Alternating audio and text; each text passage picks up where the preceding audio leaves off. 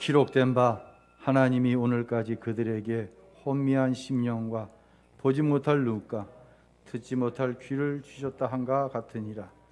또 다윗이 이르되 그들의 밥상이 올무와 덕과 거치는 것과 보응이 되게 하시었고 그들의 눈은 흐려 보지 못하고 그들의 등은 항상 굳게 하옵소서 하였느니라. 그러므로 내가 말하노니 그들이 넘어지기까지 실족하였느냐? 그럴 수 없느니라. 그들이 넘어짐으로 구원이 이방인에게 이르러 이스라엘로 시기 나게 함이니라. 그들의 넘어짐이 세상의 풍성함이 되며 그들의 실패가 이방인의 풍성함이 되거든 하물며 그들의 충만함이리요. 아멘. 할렐루야. 주님의 크신 은혜와 평강이 사랑하는 우리 우신교회 모든 성도 여러분과 함께 하시기를 우리 주 예수 그리스도의 이름으로 축원합니다. 로마서 9장, 10장, 11장은 이스라엘의 구원에 대해서 말씀을 하고 있습니다. 우리 11장 1절 한번 읽어볼까요? 그러므로 내가 말하노니 하나님이 자기 백성을 버리셨느냐? 이 질문이죠. 하나님이 선택하신 이스라엘 백성이 잘해서 애굽에서 끄집어내신 게 아니거든요. 자기 백성이기 때문에 끄집어내신 거거든요. 과연 이스라엘이 예수를 그리스도로 영접하지 않고 배척하고 십자가에 내어 죽였다고 하나님이 이스라엘을 버리시겠느냐? 이 질문이에요. 여러분은 어떻게 생각하세요? 하나님께서 이스라엘을 버리시겠어요? 안 버리시겠어요? 안 버리시겠어요? 2절에 그 답이 나옵니다. 읽습니다. 하나님이 그 미리 하신 자기 백성을 버리지 아니하셨나니. 아멘. 사랑하는 성도 여러분, 자식이 좀 부족합니다. 완벽한 자식은 아무도 없어요. 이게 넘치면 이게 부족합니다. 저희도요, 두 녀석 가지고 오고 반반씩 섞어 놨으면 좋겠어요. 아마 그런 생각들 많이 하실 거예요. 부족함이 분명히 있어요. 부족하다고 버립니까? 자식은 버리지 않습니다. 하나님이 자기 백성, 예수로 거듭나 하나님의 자녀된 여러분이 누군가를 위해서 기도해요. 하나님 구원해 주세요. 하나님 교회 나오게 해주세요. 결코 버리지 않는다는 사실을 잊지 마시기를 바랍니다. 그러면 이스라엘이 현재 상태로는 버림바 되어진 것 같아요. 왜 하나님은 이스라엘을 이 상태로 두셨을까요? 그 답에 대해서 11절에 나옵니다. 읽습니다. 그들이 넘어짐으로 구원이 이방인에게 이르러 이스라엘로 시기나게 함이니라. 아멘. 이스라엘은 예수님을 영접하는 일에 넘어졌어요. 넘어졌다고 하는 것은 실패라고 이야기할 수 있지만 오늘 말씀드리는 오늘 설교 제목이 내가 어떻게 할 때 넘어질 때거든요. 이 넘어짐은 하나님의 허락 안에서 이루어지는 일이에요. 이스라엘이 예수님을 십자가 내어주었어요. 하나님의 백성이. 이스라엘이 분명히 넘어졌어요. 실패했어요. 그런데 하나님은 여기까지도 간섭하고 계시다는 거예요. 즉 이스라엘이 실패한 원인은 이방인을 구원하기 위해서다라고 하는 거예요. 하나님의 말씀을 맡은 자가 되었어요. 열방 가운데 이스라엘은 복음을 전할 의무가 있어요. 그래서 택하신 거예요. 그런데 이들이 복음 예수를 배척했어요. 이 사명을 누가 감당해야 돼요? 이방인이 감당하는 거예요. 이스라엘이 넘어짐을 통해서 누가 구원받았어요? 이방인이 구원받았다는 이야기예요. 이제 이 로마서 11장은 종말에 관한 말씀이기도 합니다. 잘 한번 연결을 시켜보죠. 예수님은 종말에 대해서 이런 말씀을 하셨어요. 누가복음 21장 24절 읽어볼까요? 그들이 칼날에 죽임을 당하며 모든 이방에 사로잡혀 가겠고 예루살렘은 이방인의 때가 차기까지 이방인들에게 밟히리라. 아멘. 이방인의 때라는 말이 나옵니다. 이방인의 시간이죠. 이 이방인의 때가 찼다라고 하는 얘기는 복음이 모든 이방인, 모든 족속들에게 전해질 때를 의미하는 거예요. 지금도요, 사람이 발걸음이 닿을 수 있는 곳이라고 한다면 그것이 저 아프리카 오지라고 할지라도 선교사님들이 다 들어가 계십니다. 이번 주간에 로비에다가 우리 교단 선교 지도를 걸어놨는데 없던 게 있더라고요. 북한에도 우리 교단 선교사님 한 가정이 들어가 있더라고요. 안전을 위해서 이름은 적어놔지 않지만 이제는 아주 박아놨어요. 북한에 한 가정. 사랑하는 성도 여러분, 복음이 다 들어갔어요. 이것이 이방인의 때가 찬 거예요. 이때부터 어떤 일이 일어나냐면 유대인들에게 복음이 전해지고 유대인들이 복음, 예수를 믿기 시작하는 일이 일어납니다. 이스라엘에서 사역하는 선교사님들이나 목사님들의 이야기를 들어보면 이스라엘이 얼마나 복음이 활발히 전해지고 얼마나 많은 유대인들이 복음을 영접하고 있는지 모른다는 거예요. 이것은 예수님께서 말씀하신 종말의 징조 중에 하나입니다. 지금으로부터 약 2000년 전에 세례 요한과 예수님께서 회개하라 천국에 가까웠다고 그랬습니다. 이때부터 종말이 외쳐졌어요. 2000년이 지나가는 그동안 예수님께서 성령이 임하면 권능을 받고 예루살렘, 온 유다, 사마리아 땅끝까지 이르러 복음이 증거된다고 말씀하셨는데 이 땅끝까지 이르러 복음이 증거되는 것이 이방인의 때가 차는 거예요. 이때부터 유대인에게 복음이 전개되어지고 유대인 가운데 복음을 믿는 수가 차면 예수님이 오시겠다고 말씀하시는데 이게 바로 마지막 종말의 때에 있을 일이라고 하는 것입니다. 그러면서 누가복음 21장 27절 그 때에 대해서 이렇게 예수님 말씀하십니다. 읽습니다. 그때에 사람들이 인자가 구름을 타고 능력과 큰 영광으로 오는 것을 보리라. 아멘. 절대로 하나님은 넘어진 이스라엘을 버리지 않고 그들의 넘어짐을 통해서 이방인들을 구원해내셨습니다. 그러면 이 이스라엘은 어떻게 구원을 받을까요? 무엇으로 구원을 받을까요? 그것에 대해서 오늘 본문 31절에 이렇게 말씀합니다. 읽습니다. 이와 같이 이 사람들이 순종하지 아니하니 이는 너희에게 베푸시는 긍휼로 이제 그들도 긍휼을 얻게 하려 하심이라. 아멘.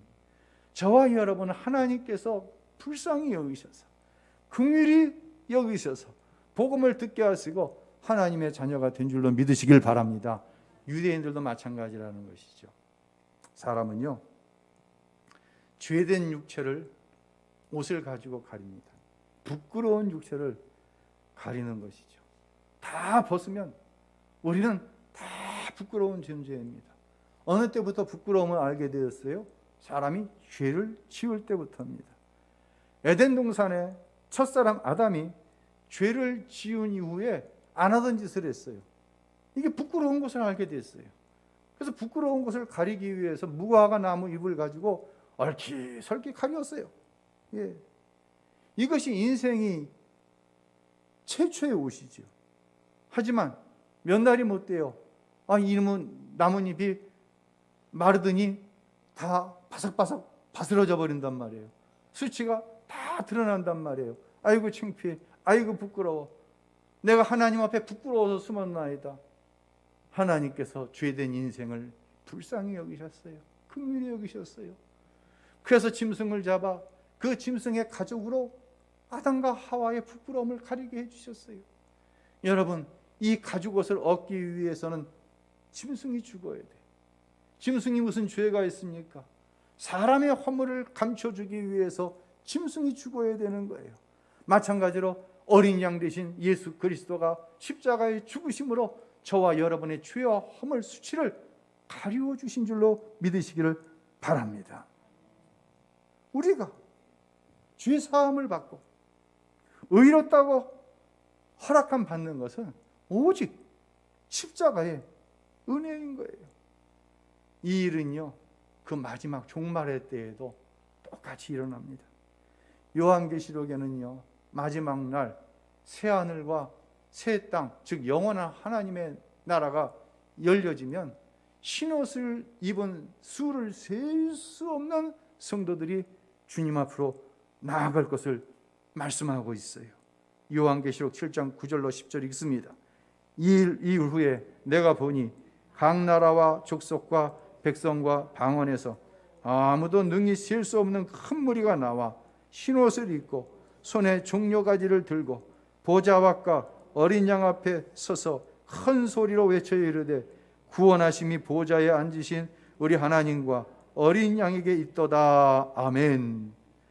오직 나를 긍휼히 여기시는 하나님의 은혜가 아니고서는 그것이 유대인이든 저와 여러분과 같은 이방인이든 더러운 죄와 사망으로부터 구원받을 인생이 아무도 없다고 하는 것이에요. 이것이 바로 복음이죠. 하나님의 긍휼히 여기시는 은혜로 말미암아 하나님께서는 독생자 예수를 우리 가운데 보내시고 그를 어린 양이 되게 하셔서 내가 죽어야 할 그 흉악한 십자가의 대신 죽으심으로 말미암아 나를 구원하셨다는 거예요. 이것이 복음이고, 그래서 이 복음이 우리의 인생에 있어서 가장 기쁜 굿뉴스, 기쁨의 소식인 줄로 믿으시기를 바랍니다. 이런 은혜를 저와 여러분이 받았어요. 자, 이제 이스라엘이 어떻게 될 것이냐 얘기를 들었고, 이스라엘의 넘어짐의 이유는 이방인을 구원하기 위함이다라고 말씀을 드렸어요. 자, 이제 우리 얘기 좀 하죠. 내가 넘어질 때, 다시 말씀드리지만 죄로 인해서 넘어질 수도 있어요. 실수로, 게으름으로 넘어질 수도 있어요. 그런데 이거하고는 조금 각도가 다르다. 하나님이 허락하시는 넘어짐이다. 하나님을 믿는 이스라엘이 복음을 영접하지 않고 넘어짐으로 이방인이 이제 풍성한 구원의 은혜를 받았다고 하는 것은 우리의 삶에 그대로 적용이 됩니다. 저는 예수님을 전혀 모르는 가정에서 태어나 참 어렵게 신앙생활을 했어요. 저희 아버님은 사사건건 저 녀석이 저 사건을 통해서, 저 어려운 상황을 통해서 큰 아들의 자리로 돌아와 주기를 늘 기다리셨어요. 경제적인 문제로 고통을 당했지만 총각 때는 참을만 하더라고요. 그러나 결혼을 해서 가정을 이루니까 경제적인 문제로 인해서 넘어질 때가 있어요. 목사도 결혼을 하지 말든지 하든지 해야지 이게 넘어질 때가 있더라고요. 여러분도 마찬가지예요. 여러분이 하나님께서 맡겨주신 사명, 또한 신앙의 양심, 신앙적인 삶 때문에 넘어질 때가 있다는 거예요. 만약 여러분 가운데 저는 신앙생활하면서 넘어질 이유가 없어요, 죄송합니다. 그건 신앙생활 아니라요, 그냥 하는 거예요. 그냥 교회 오는 거예요. 세상에 대해서 넘어지지 않을 수가 없어요. 그 고통은 단순히 경제적인 고통만이 아니었어요. 이제 가족들이 좀 오래된 일이죠. 요즘엔 절대로 안 그렇습니다. 요즘엔 가면은 넘버원 왔냐고. 우리 가정이 넘버원이래요. 지금은 그렇습니다. 그러나 신학교를 다니고 처음 목회를 시작하고 부목사하고 담임 목회를 나갔을 때까지만 해도 가족들이 가서 저희 왔습니다 그러면 저희 아버님 안방에 앉아서 고개도 안 돌려보는 거예요. 그러다가 온종일 있다가 이제 아버님 저희 가보겠습니다 그러면 고개도 안 돌리시고 가라. 이게 딱 한마디가 끝이었어요. 아버지와 단절되었다고 하는, 더구나 나만 단절된 것이 아니라 제 아내가 단절되어지고 저희 아이들이 할아버지와 단절되어졌다고 하는 것에 넘어질 때가 많이 있었어요. 참 힘들더라고요. 그런데요, 이제는 다릅니다. 아까도 말씀드렸지만 언제든지 가면 얼마나 반갑게 살갑게 저희 가족들을 대해 주시는지 몰라요. 그분의 마음속에 우리는 변할 수 없는 장남입니다. 첫째입니다. 단순히 첫 번째 아들을 넘어선 것입니다. 저는 예수를 믿음으로 당연히 누릴 수 있는 몇 가지 특권을 스스로 포기하며 살아왔어요. 예수 안 믿는 가족이 보기에 저는 넘어진 자였습니다. 하나님께 헌신된 삶을 사는 것을 제가 만약 불행해하면서 가족들에게 손을 내밀었다고 한다면, 돈 좀 주세요, 저 이렇게 힘들어요, 만약 그랬다고 한다면, 저의 넘어짐은 넘어짐으로 끝날 수 있었을 거예요. 그러나 그때마다 하나님의 말씀이 저와 제 가족을 붙들어 주셨어요. 계속해서 이 말씀이 이어지는 거예요. 내가 하나님 말씀을 붙들고 이긴 줄 알았는데 하나님 말씀이 나를 붙들어 주셨어요. 하나님의 말씀은 살아있어요. 하나님의 말씀은 강력한 운동력이 있어요. 하나님은 말씀은 날이 시퍼렇게 설어서 때로는 내 생각을 쪼개고 때로는 내 행실을 쪼개고 나만 쪼개는 것이 아니라 그 말씀이 상대방을 쪼개버리는 거예요. 내가 주님과 동행한 줄 알았어요. 그런데 뒤를 돌아다 보니 예수님께서 한순간도 나와 함께 하시지 않은 때가 없었어요. 그래서 이길 수가 있었어요. 나의 넘어짐을 통해 살아계신 하나님을 내 가족들이, 내 주위의 사람들이 볼 수 있다고 한다면, 넘어짐은 분명히 고통이지만 이것은 일반적으로 이야기하는 고난이 아니라 이 고난을 통해서 하나님께서 이루시고자 하는 그 일이 이루어진다는 거예요. 그리고 결국 하나님께서 영광을 받으시기 위해서 저와 여러분을 높이시는 줄로 믿으시기를 바랍니다. 우리는요, 넘어지는 거 싫어해요. 저도 넘어지는 거 싫어해요. 넘어져 봤잖아요. 안 넘어져 본 사람들은 몰라서 두렵고, 예수님 때문에 스스로 넘어져 본 사람들은 넘어져 봐서 싫어요. 우리는 항상 풍성하게 하나님의 복을 누리며 사는 것을 좋아해요. 근데 기억하세요.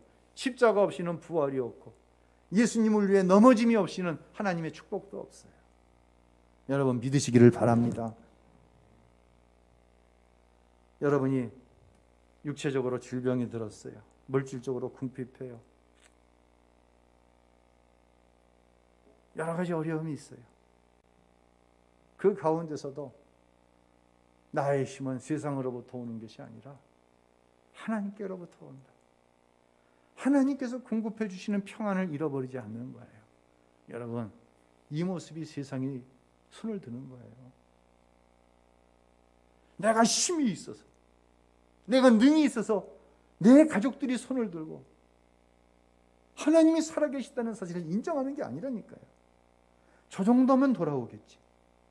저 정도 넘어졌으면 지가 어떻게 갔어? 이제 원자리로 돌아와야지. 근데 그 순간 하나님께서 공급하시는 힘이 어느 순간부터 그들의 눈에 보이는 거예요. 인정할 수밖에 없는 거예요. 할렐루야. 인류 역사에 훌륭한 음악가들이 많이 있습니다. 예. 그러나 음악의 아버지로 부르는 요한 세바스찬 바하라고 하는 사람은 좀 특별한 사람이어서 제가 좀 소개를 하려고 해요.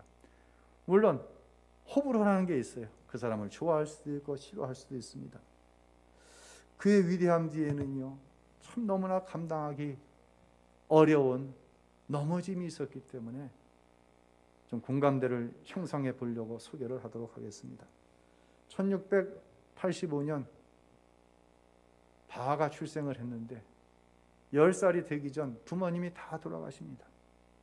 형이 대신해서 바하를 키웠는데 너무 가난하니까 그 입 하나가 부담스러워서 형은 동생을 너무너무 미워했어요.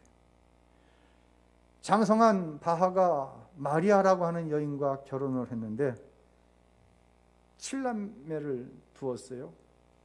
예. 그런데 연주회를 위해서 외국으로 나간 동안 부인이 죽은 거예요. 뭐 지금처럼 SNS나 국제 전화를 통해서 연결할 수도 없는 거고, 뭐 안다고 해서 비행기 타고 들어올 수도 없잖아요. 들어와 보니까 이미 장례가 마쳐진 거예요. 얼마나 기가 막혔어요. 이제 두 번째 부인과 재혼을 하게 됩니다. 그래서 첫 번째 부인과 두 번째 부인 슬하에 아들 11, 딸 9, 합이 몇? 합이 20을 둔 거예요. 뭐 그때는 뭐 그럴 수 있었어요. 예. 그런데 그중 절반인 10명이 어려서 죽는 거예요. 자식 하나만 죽어도 그것을 마음에 묻고 얼마나 괴로운데 20 중에 11가 어려서 죽었어요. 그 중에 하나는 정신지체하고 또 하나는 20살이 되었을 때 죽었어요. 얼마나 기가 막히겠어요. 바하 자신은 노년에 시력을 잃고 시각장애인이 됩니다. 보지를 못하는 것이에요. 이런 인생의 고난 가운데 나온 곡 중 마태복음 26장과 27장 예수님의 순환을 주제로 마태 순환곡이라고 하는 것을 바하가 쓰는데, 이것을 작곡한 당시에는 빛을 보지 못했어요. 훗날 시간이 좀 지나서 이 곡이 세상에 나오게 됩니다. 재혼한 부인인 안나 막달레아는 이 마태 순환곡과 관련하여 남편 바하에 대해서 이렇게 회상을 하고 있습니다. 제가 한번 읽어보겠습니다. 어느 날 그의 방으로 불쑥 들어갔을 때 마침 그는 마태 순환곡의 알토, 아리아, 골고다를 작곡하고 있었습니다.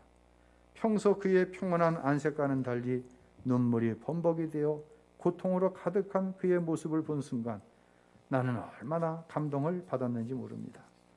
남편이 이 곡을 작곡할 때 구원받기를 간절히 원하는 불쌍한 영혼들의 모든 불안과 두려움을 알고 있었으며 하나님의 아들 예수님의 그 숭고하신 비밀에 관하여 깊이 느끼고 있었음이 분명합니다. 이후라는 것은 이제 바하가 죽고 도마 교회에서 마태 순환곡이 연주되었을 때 나는 영혼을 파고드는 감동으로 벅차서 어쩔 줄을 몰랐습니다. 이 남편 바하를 회상한 부인이 죽었을 때 장례를 치르지 못했어요. 그래서 어느 빈민을 구제하는 단체에서 이 부인의 장례를 대신 치러줄 정도로 바하의 가정은 항상 가난했습니다. 하지만 바하는 자신의 이름을 자신의 곡을 세상에 알려서 돈을 벌려는 시도를 하지 않았어요. 부인으로서는, 자식들로서는 이 순간 넘어질 수밖에 없어요. 왜요? 아버지의 고집 때문에. 그의 고집은 무엇이었을까요? 루터의 종교개혁 정신을 따라 그 당시에 세상에 꽉 채있던 로만 캐톨릭의 종교 음악을 거부하고 개신교의 예배에 이바지하고자 끝까지 교회 음악가로 남아서 묵묵히 음악으로 하나님께 영광을 돌린 성도가 바로 바하였습니다. 사랑하는 성도 여러분, 제가 바하에 대한 책을 수요일날 읽고요, 이 마태 순환곡에 대한 것을 읽고요, 목요일, 금요일, 토요일 사흘 동안에 이 바하의 마태 순환곡에 심취해 있었어요. 너무 긴 시간의 음악이기 때문에 다 들을 수는 없었지만 유튜브에서 찾아서 계속해서 그 곡들을 묵상했어요. 그때 제 생각 안에 이런 것이 들어왔어요. 품격 있는 성도에게서 품격 있는 음악이 나온다. 왜 이 생각이 나한테 들어왔는지 모르겠어요. 제가 그래서 인터넷으로 국어사전을 품격이라고 하는 단어를 한번 찾아봤습니다. 품격이란요, 사람의 타고난 성품, 기품, 물건의 수준을 의미한다라고 나와 있어요. 저와 여러분은 성령으로 거듭 태어난 성도입니다. 내가 어머니 아버지로부터 비록 태어날 때 어떤 품격을 갖고 태어나지 못할 수도 있어요. 삶의 환경 때문에, 상황 때문에. 그러나 저와 여러분은 무엇으로 거듭났다고요? 성령으로 거듭난 하나님의 자녀입니다. 하나님의 자녀에게는 자녀로서의 품격이라고 하는 것이 있는 거예요. 저는 많은 품격 있는 성령의 사람들을 만나보았습니다. 그들은요, 배운 것이 많은 사람도 있었지만 배운 것이 적은 사람도 있었어요. 돈이 많은 사람도 있었지만 정말로 예수님 때문에 가난해진 사람도 있었어요. 병든 자도 있었어요. 건강한 사람도 있었습니다. 삶의 자랑거리가 많은 사람도 있었어요. 그러나 세상에 내어놓으면 너 도대체 뭐 하려고 예수 믿냐? 그 정도로 살려면 뭐 하려고 그렇게 하나님을 의지하느냐라는 소리를 들을 정도로 어려움을 겪는 사람들도 많이 있었어요. 하지만 이들의 공통점은 뭐예요? 성령으로 거듭났기 때문에 하나님의 사람으로서의 품격인 성령의 열매를 맺고 사들더라는 것이에요.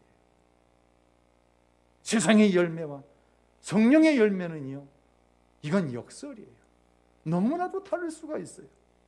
어느 목사님이 책에 이 시대를 빗대어 이런 글을 쓰셨어요. 집은 커졌지만 가족은 더 적어졌다. 1인 가구가 얼마나 많아요? 생활은 편해졌지만 시간은 더 없다. 평균 학력은 높아졌지만 상식은 부족하다. 지식은 많아졌지만 판단력은 모자란다. 전문가들은 늘어났지만 문제는 더 많아졌다. 약은 많아졌지만 건강은 더 나빠졌다. 가진 것은 몇 배가 되었지만 가치를 모른다. 말은 많이 하지만 사랑은 적게 하고 거짓말은 많이 한다.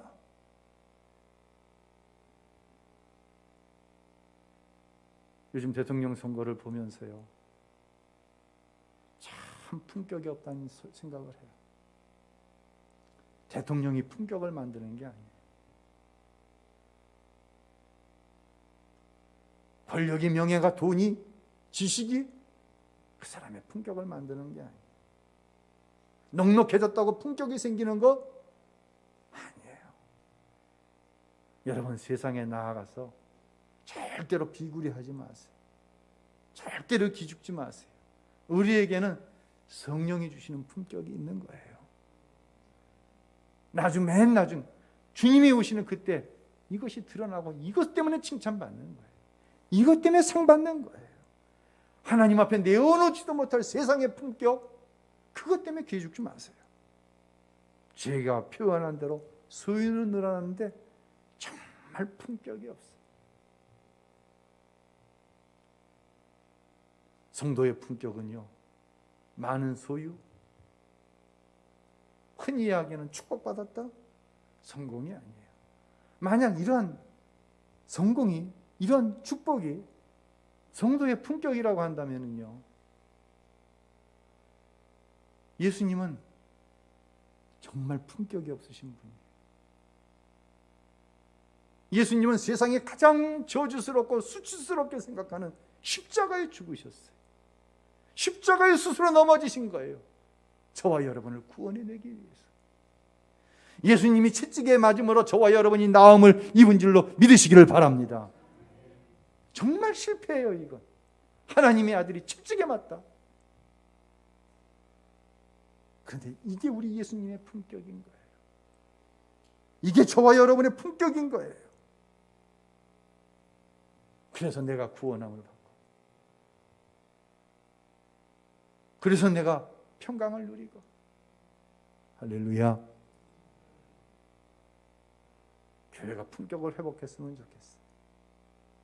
우리 대한민국이 대통령 선거를 잘 좀 마치고 이 품격을 회복했으면 좋겠는데, 여러분들도 걱정이 많을 거예요. 그래서 우리는 기도해야 되겠죠. 바울은 이렇게 고백합니다. 우리 빌립보서 12장 9절 결론을 한번 내보도록 하겠습니다. 함께 읽습니다. 그러나 그분은 내게 말씀하셨습니다. 내 은혜가 내게 족하다. 왜냐하면 능력이 약한 데서 온전해지기 때문이다. 그러므로 나는 내 약한 것들에 대해 크게 기뻐하며 자랑할 것입니다. 이는 그리스도의 능력이 내게 머물게 하기 위함입니다. 그러므로 나는 그리스도를 위해 약한 것들과 모욕과 궁핍과 핍박과 곤경 가운데 있으면서도 기뻐합니다. 왜냐하면 내가 약할 그때에 곧 강하기 때문입니다. 내가 예수 때문에 넘어질 때에 그때 하나님이 나를 강하게 하시기 때문입니다. 할렐루야. 내가 넘어질 때, 내가 예수님 때문에 넘어질 때, 주시는 그 은혜와 축복을 마음껏 누리며 살아가세요. 이게 사는 거예요. 세상으로 살지 마세요. 그건 죽는 거예요.